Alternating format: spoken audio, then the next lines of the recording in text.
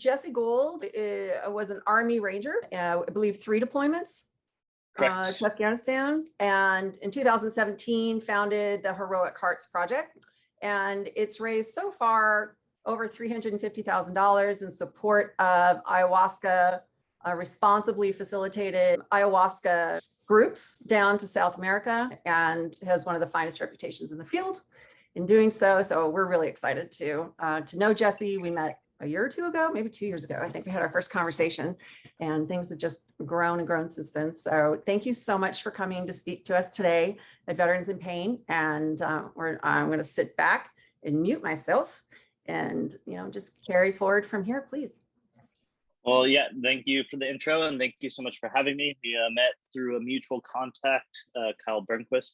But yeah, that's essentially the intro for this chapter of my life. After getting out of the military, hitting that wall of mental health, and quickly finding that the options available to me were limited and very much centralized on, prescription medication without any alternatives or any other solutions. And I just found myself in a situation where I had a lot of friends that were on all sorts of medications to various effectiveness. Some it helped a lot, some it really deteriorated their life to where they're almost shells of themselves. And unfortunately, the VA didn't offer me much outside of that. So I really felt in the situation where I didn't want to go on medication at that time, that I had to figure out for myself. And that's where I kind of stumbled upon the podcast that's talking about ayahuasca. I came from a sort of a no history or personal motivation to use psychedelics or really any drug. Just all view them all as recreational and didn't really see that there was a real benefit to them. But the more I looked into it, the more it sort of appealed to me. And it's one of those things where the back of my brain, the smarter part of my brain, I think eventually convinced me to take it on. And eventually I just knew whatever I was doing was not working, and I was going down a really bad path, and I knew it would just end up in a pretty bad spot. And so with all the red flags there and just this overwhelming dark cloud, I was just like, all right, I got to do something. And so I took the leap of faith, went there, went through a traditional ayahuasca week-long retreat, which involved 4 ceremonies done in Peru. And one drastically changed it was very challenging, kicked my ass, but it changed my mind about, one, the power of these substances, but also how different they are from what I expected. To say it was this enjoyable trip would be sort of a far cry from what it actually was.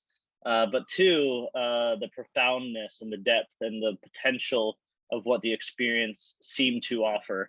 And in the immediate side of it, had some immediate benefits as well as long-term. And so quickly to go into the immediate benefits I saw, it really felt as if it reset my brain, so to speak, where afterwards just felt lighter, just felt like my brain functioned better, where on past reflection, now when I look back, it was like my brain seemed like it was trying to kill me beforehand, where it just wasn't working well together, and it was just causing me to make bad decisions. Whereas afterwards, it finally felt like this cohesive unit with Jesse, with the central goal of actually doing better for myself and not worse.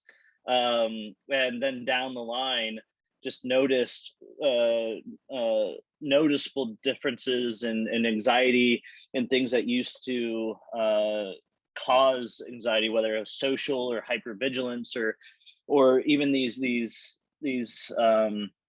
where before where something wouldn't go well, almost a sort of mania of like, okay, well, this is going to solve it, put all my effort into that, and then, lose motivation and then wouldn't be any better off. So there's just a lot of major differences that I could reflect on my past life that were no longer causing me down this bad path, and no longer had to turn to alcohol, which was still sort of a relationship I had to work on, but it wasn't as much of a crutch in my life as it had been before, to the point of being dangerous.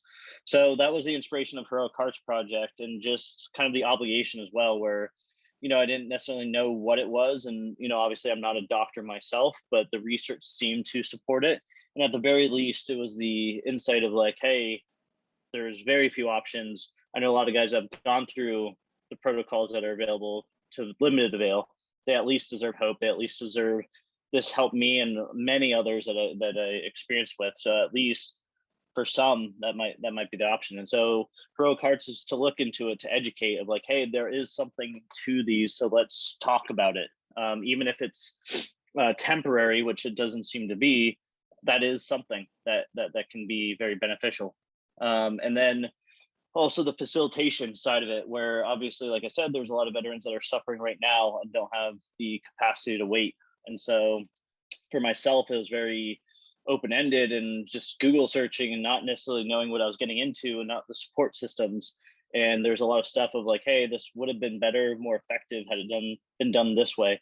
And so that's what we've developed in terms of our facilitation, a full program of support from beginning to end, where a veteran comes in and we do medical vetting in terms of there's certain contraindications, health concerns, as with a lot of these sort of things.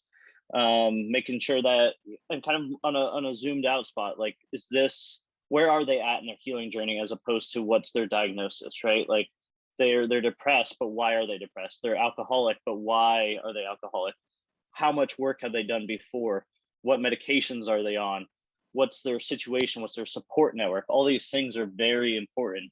What was their experience in war? Were there special operations? All these things can factor into how people take to these different modalities. And so just trying to do it, and there's not a lot of support, not a lot of infrastructure there, so it's a work in progress for sure. So anyway, so that program, the centers we use, we vet, we make sure that they're aligned. There's different ways of doing these things, that they're comfortable, that they're safe, obviously. And then the aftercare, which is what we call integration, which is oftentimes the psychedelic can provide profound insights and reflections on your life, and spark changes that you want to make. But those are all limited effectiveness if you don't actually make those changes, if you don't use that opportunity to cause the positive habits in your life that will further enforce and be a much more effective measure down the line. So the psychedelic, like we say, it's very powerful. It's the tool, but it's only one piece of the puzzle, right? It's not a magic thing. It's not going to instantly change your life. It can give you sort of the step up to get to the next spot, and it can actually do potentially a lot of healing on a few different layers, which I can go into, but it's not everything. And there is discipline, there is the work. So that's sort of the full program. And the tail end is the community side of building that, of bringing these veteran communities back under the ground of healing. Can you still hear me? Okay. So yeah, we can hear you now. We lost you there for a second. Third and fourth tier are research and outreach. So outreach is pretty self-explanatory, of just reaching out. We do some, we're working with some of the movements, political movements across the country, both federal and on statewide, to increase research, awareness, or access in, with safety concerns involved. And then the research, tracking, since we're already working with veterans and we're essentially developing protocol where there is not protocol, and infrastructure where there is not infrastructure, and working with universities to track the data, so we better understand these substances, what's going on, and have a better model. Because I think a lot of us here will agree that the way we potentially right now view mental health is a very sort of binary sort of system, and there's a lot more into it. So with veterans, myself included, I was a mortarman with the Rangers, and so exposed to a lot of concussive force throughout my whole career, of massive concussive force through either mortars, door breaches, other explosions, rockets, and even the head trauma from too many bad airborne jumps. And not once was TBI mentioned, and that is a huge factor in it and magnifies other traumas. So I think we all agree that we need to zoom out and kind of understand that this is a very complex, and we need to understand more about the person. So we've been doing that. Ayahuasca is a core. other psychedelics we use and we're incorporating, just because they all have their own personality, so to speak. They all have their own intensity, their own sort of messages, their own means of using it within the protocol. And so that's what we're really developing, where, for instance, a veteran might be on all sorts of medications. Something like an SSRI is a contraindication to ayahuasca, because ayahuasca contains something called an MAO inhibitor, with in combination of an SSRI can be very dangerous to a person. And so that's one of those limiting factors. And it's very dangerous if you've been on an SSRI to just go off of it. There can be a lot of withdrawal symptoms. And so, an in-between measure, or even the only measure, could be ketamine assisted psychotherapy, where you can be on certain medications, and then that can get you again in some sort of supportive system, to where, one, you're getting the benefits of that. Two, it can help you withdraw in a safe way from certain medications and get you to that stable platform. And three, get people back with a positive relationship with their therapist that's actually working towards a betterment and reduction of pharmaceuticals, as opposed to what most veterans are used to, which is the reverse, where it's just going in, checking in, and then having another medication. So again, that's just one example. And with each psychedelic, like I said, they're each, they have unique assets, and I can go into the specifics of the different ones. They all have their own protocols. All of it is very new in terms of development, and so just trying to move forward cautiously and see what is actually being revealed. Yeah, and so then there's a lot of different avenues, and I'd really like to let it be led by the group in terms of which sides are more interesting, whether it's the research, what the research is showing, what the different psychedelics have in terms of their potential, political movements across the US, UK, and Canada, just results as well. The last thing I'll say is sort of in terms of using these modalities, the hypotheses around why we think it works, and this is my own personal view, is on sort of a multi-tiered level. And so the one is the psychological, which is getting a lot of the attention right now, as generally the case with things like PTSD and depression, where we have these traumas and the altered and unique states that the psychedelic offers, and the reduction of things like the ego, to where it allows these suppressed traumas to come to the surface, creates an environment where, one, we're not holding back, we're not holding up these walls, but two, it allows us to reframe and view these traumas in a different way. So it can help change sort of these negative feedback loops, or help empower an individual. I've seen many times veterans with sexual trauma in their childhood go back to that moment, see it in almost a weird dreamlike state, to where it's very intense, but not as obviously intense as the actual event. But they're able to either empower that young child that was abused, or see how strong they were after that.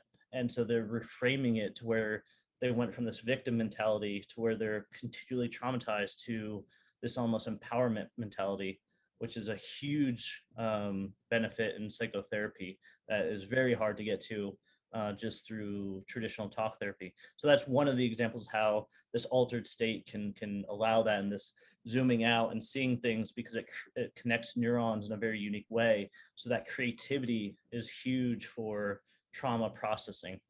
The second way is the physical side, and there's a lot of early evidence, and we're actually doing a study with psilocybin about this, that potentially certain psychedelics can heal the brain, whether it's through neurogenesis, there's evidence of that, increased plasticity, so the ability of your brain to create connections around any sort of trauma, and possibly anti-inflammatory sort of properties, which would be tremendous for CTE or other aspects of traumatic brain injury. So there's that healing process, and there's evidence of rebalancing certain things like serotonin, which is obviously factored into some of these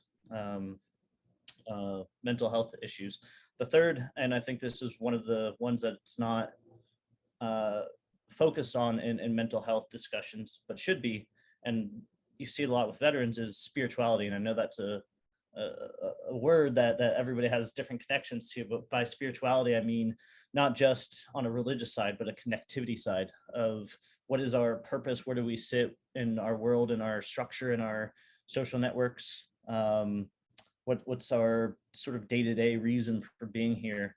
And a lot of veterans lose that because they come from this position of purpose where each day they can, for the most part, feel like they are contributing to a system, or that they're having impact through their work and through their suffering.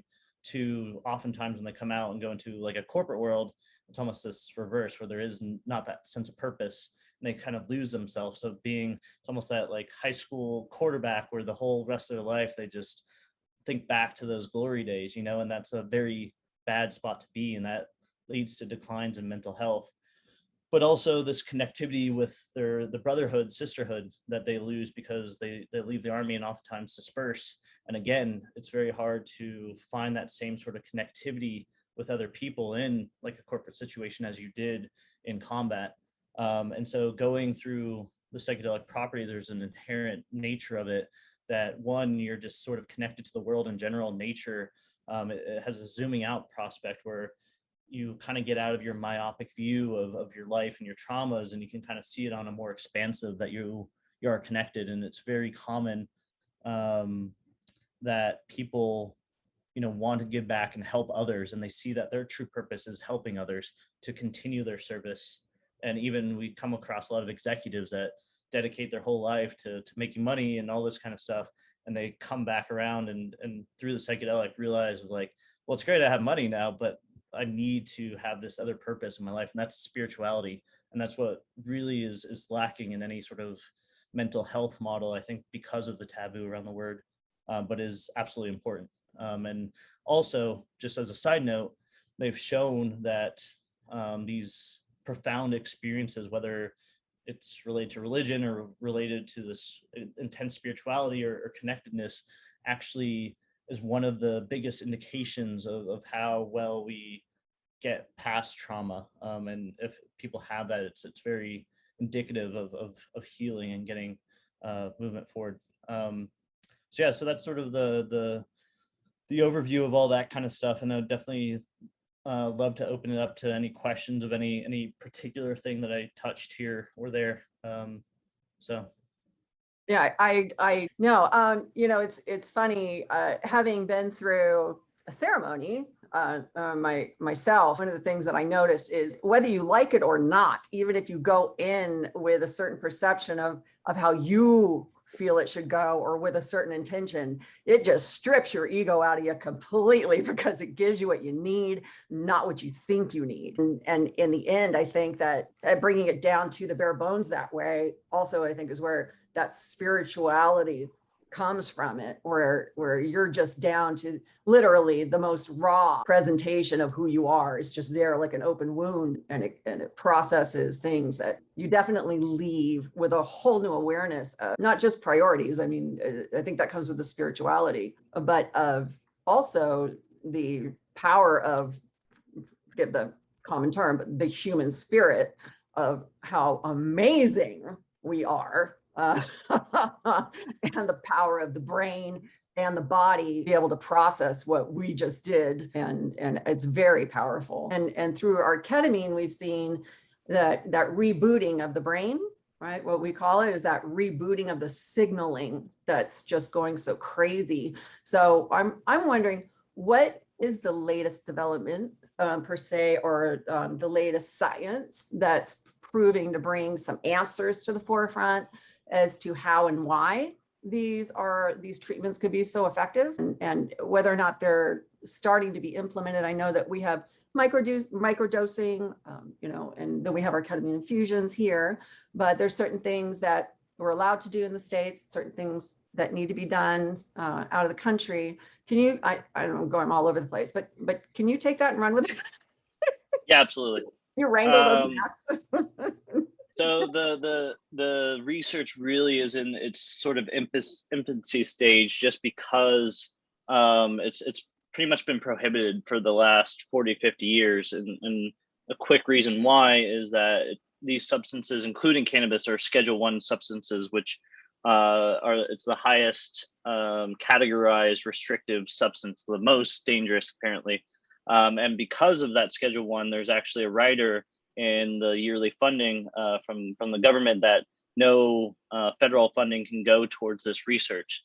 And so when you have these substances that are not money makers, that, you know, they're not like a patentable sort of drug, they're not like a Lunesta, and then there's no government research or money, then you're essentially cutting it off. And there's also sort of the government strong arming universities to not research it and all sorts of other stuff. So essentially it hasn't been researched for until the past 10, 15 years, fortunately, and it's all been crowdsourced essentially. So the big sort of heyday one was psilocybin, which really opened it up. Psilocybin through Johns Hopkins, using it for end-of-life terminal cancer patients, and they're able to get that in. And they just showed that psilocybin dramatically had people come to peace with their death, and just there's a spirituality aspect to that, but really reduced depression, really reduced end-of-life anxiety. The other major study is through an organization called MAPS, the Multidisciplinary Association of Psychedelic Studies, something along those lines. And they, through Rick Doblin, have been pushing for MDMA research, which many have probably heard about. And that's in third stage trials where they've had great results in this last third stage with the hardest cases of PTSD. So the treatment resistant PTSD. They've had 67% complete recidivism of PTSD symptoms in the last trial, which compared to the alternative of normal therapy is about 33% effective. And that's just general cases. That's not treatment resistant cases. So it's a huge, you don't see jumps like that in FDA trials. And so that's a big one that MDMA should be legal in the next 2 years to be prescribable for PTSD by physicians. Psilocybin itself for depression is in stage 2, almost stage 3 trials. So showing good results for depression.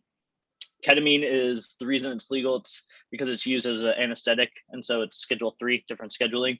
And it's really sort of almost like this off-label use of using it for depression. Ketamine is just very interesting because, one, the chemical benefits have an immediate antidepressive effect for about 70% of people.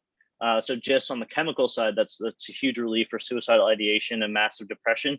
But then if you use it in certain dosages and with the proper set and setting, there is a somewhat psychedelic state.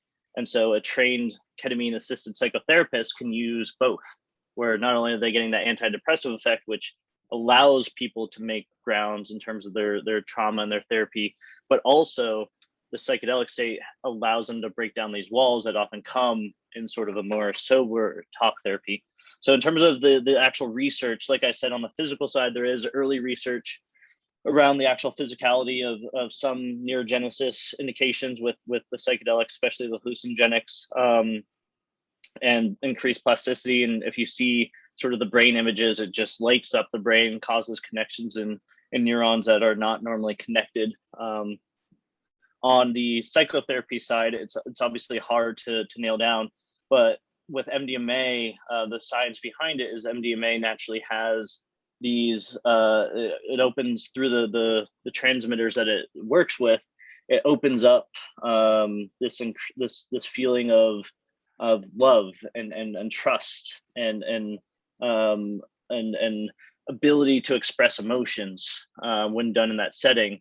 And so that's a big problem that therapists have, is building that trust and building that bridge to these very traumatic experiences. But because of the chemical properties of MDMA, it almost facilitates that going forward. And so on the other psychedelic side, the hallucinogenic side, what's it called? I'm escaping the name, but it's been shown to reset the default mode network, which again is one of those things that get us like kind of in this very rigorous state of mentality. And the best description I like for like the hallucinogenics by Robin Carhart Harris is that he kind of described them as chaos factors, almost like this little like cyclone in your brain. And it's one of those things of, if you have a relatively stable brain, a little bit of chaos is actually good. It's almost like spring cleaning, like it mixes things up, You can kind of get out of your ruts, all that kind of stuff. It's almost like going to the gym where you have to kind of tear your muscles for them to get bigger, right? You have to have some challenge. Our bodies are meant to be challenged and stressed, and positive stress. But that's why also, if you have psychosis, a psychedelic's not a good solution, because your brain already has a lot of chaos. And so adding more chaos is just going to be destabilizing. And so that's sort of the anecdotal side of it. But like I said, it's all its infancy.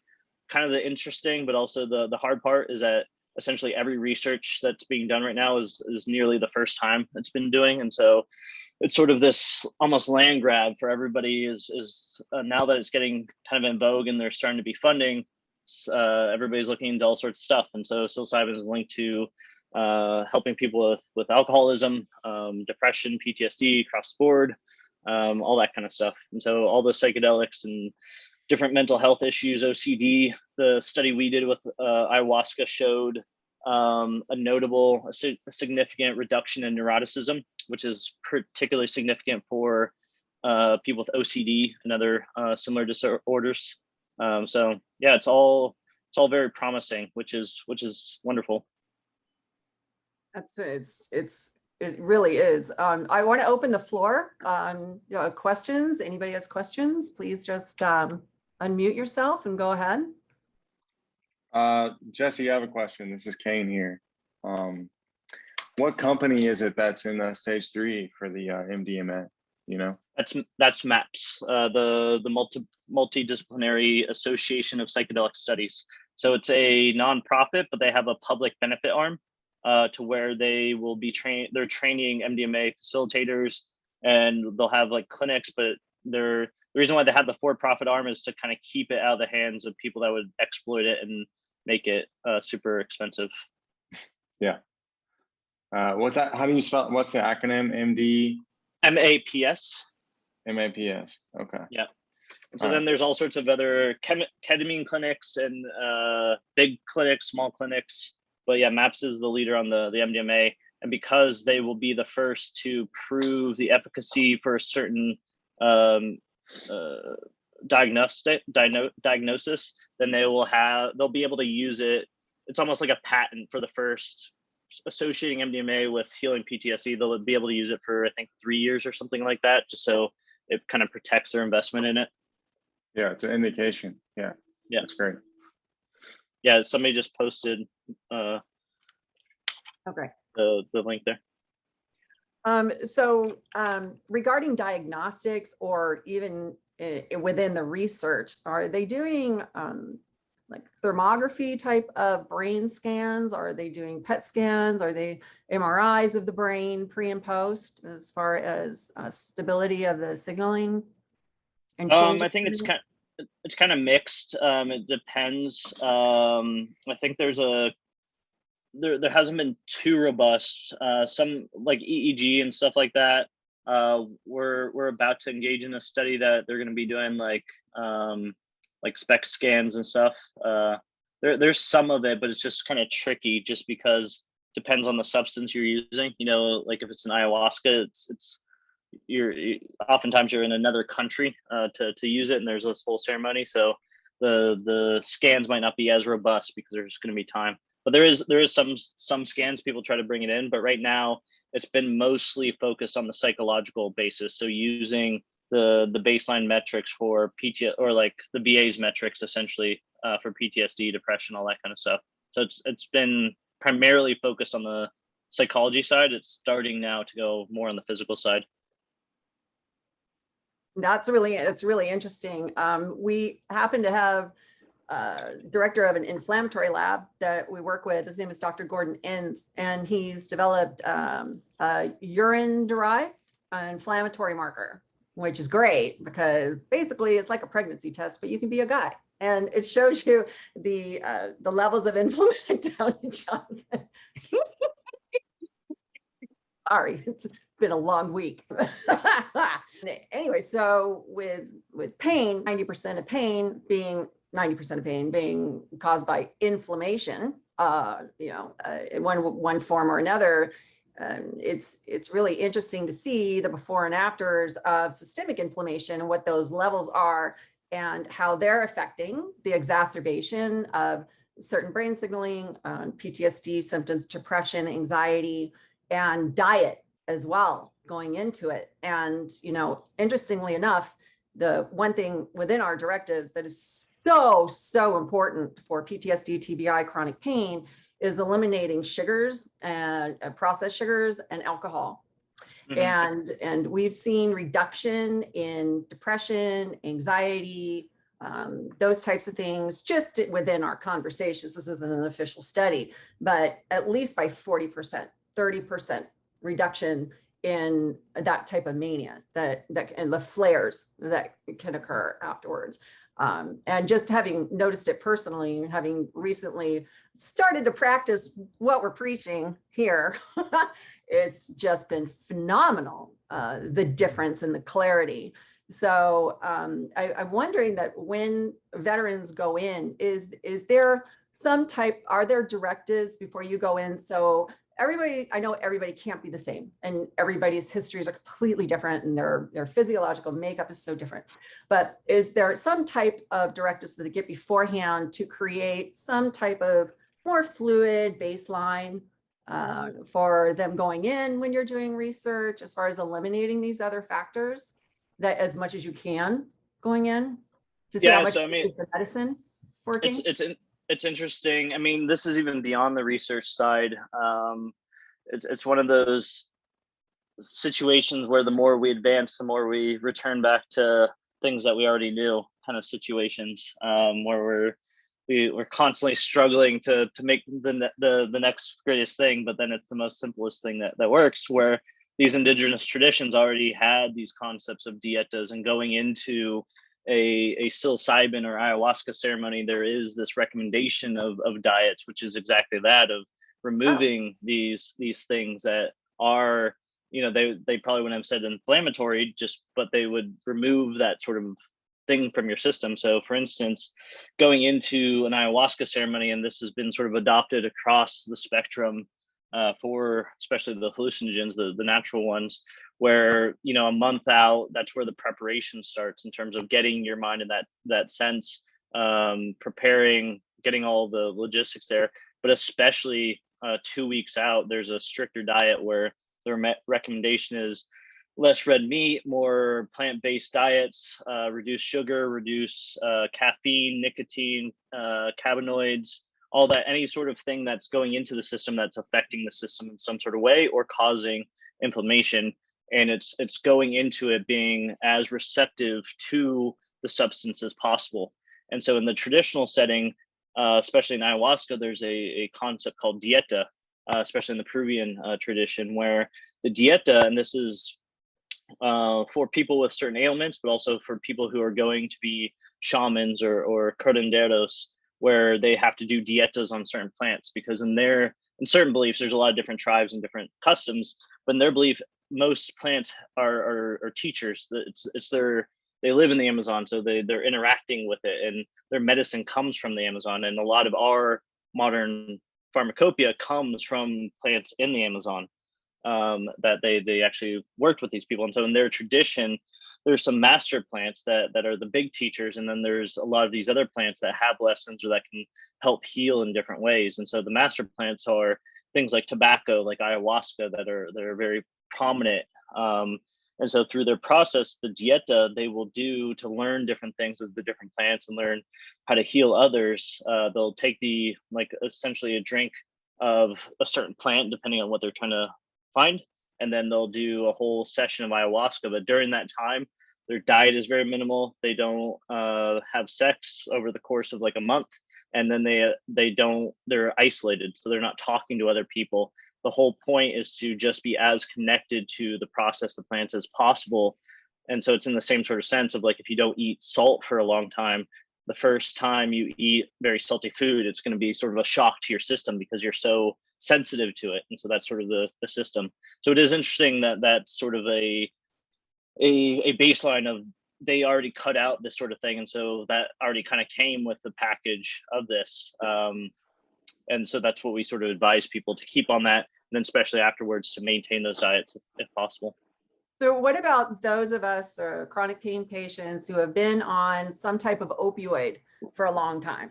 A lot of us have been on it for 15 years, 10 years, maybe 20 or longer. Is before they are able to partake or during that cleansing process, per se, that month beforehand, is there any cutting back on pain medications, or are these opioid receptors still able to thrive after that? So with each medication, you kind of have to be cautious and look at it and see and each retreat center is differently. So some are just, unfortunately, if you are on some sort of medication and you can't get off, then that might not be the best bet for you.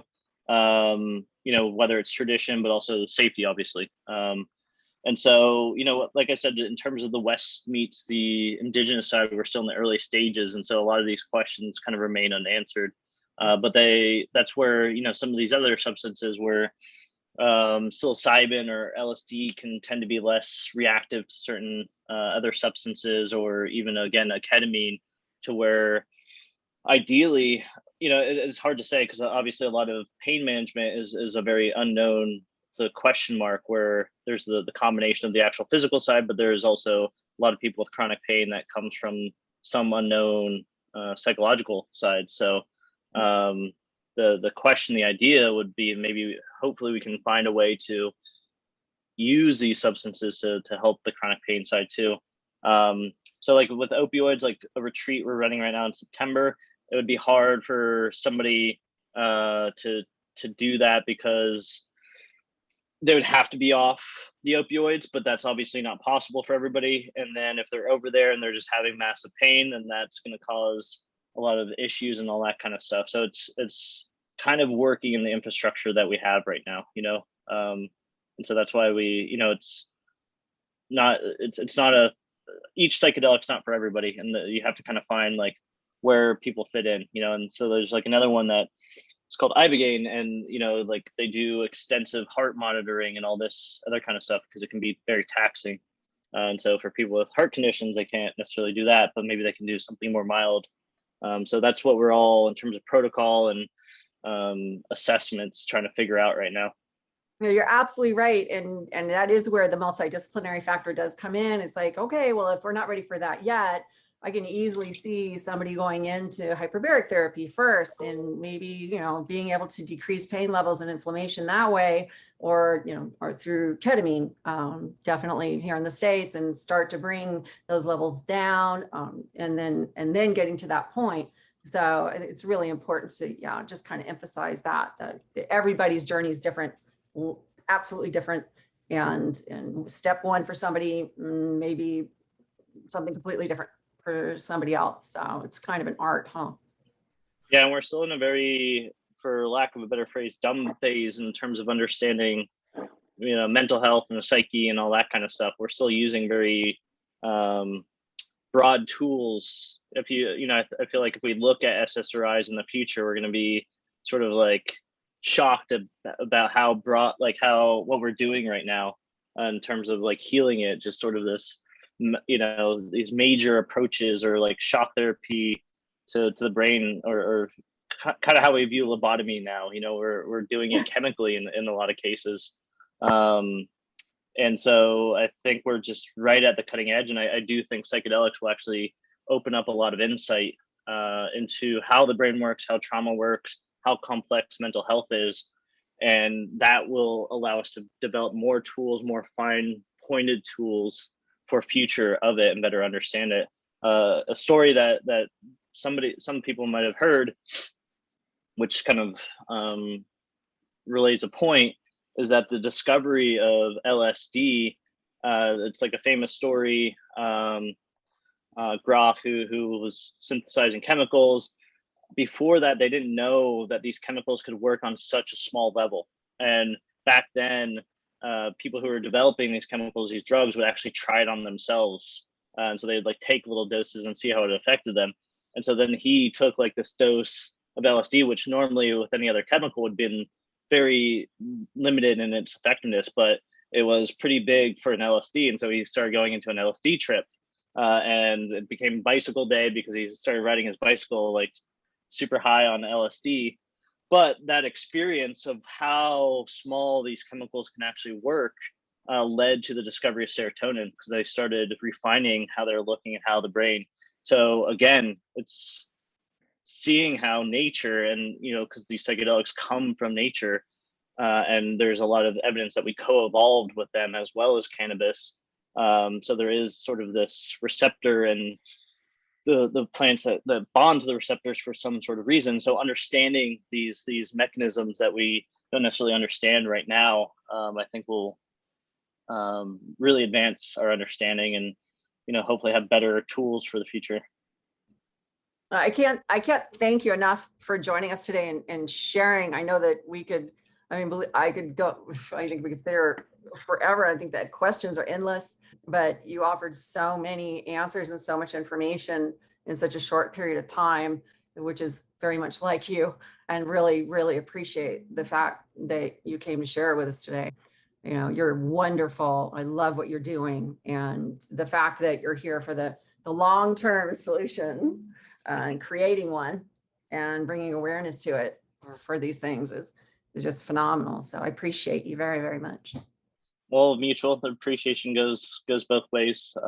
It's it's not one system. It's all of us working together and finding different systems, and so it's good to be a part of these communities. And I appreciate everybody's time here. If you do have follow-up questions, feel free to email me. And our website is heroicheartsproject.org. There's other information, or if vets that are interested, they can check that out. Wonderful. Thank you so much. Thank you. Okay, sir. Good to see everybody. You too. Have a good day. Yeah, have a good weekend, everybody. Bye.